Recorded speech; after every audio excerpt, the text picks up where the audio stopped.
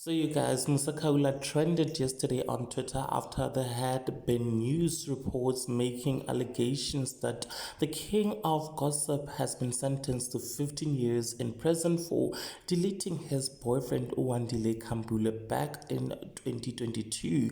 This is all according to Berry on Twitter, and he said that Khawula is in jail and has handed over his blog to his friend Uinomurolong to continue running it.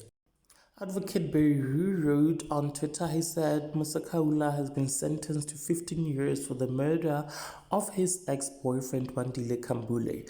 Musa confessed to fatally stabbing his ex-boyfriend Wandile. Currently, Musa's Instagram account is being managed by Inomorolong.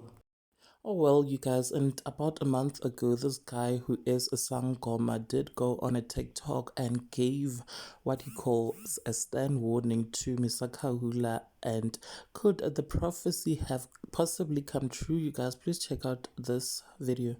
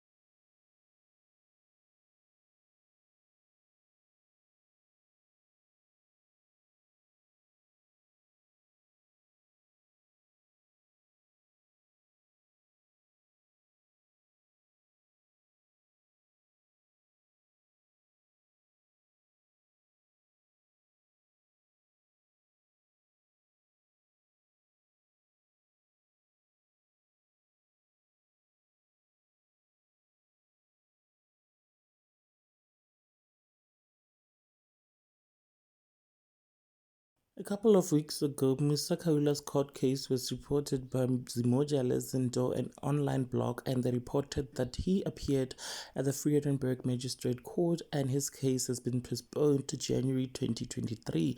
So those of Musa being arrested are just rumors, I guess.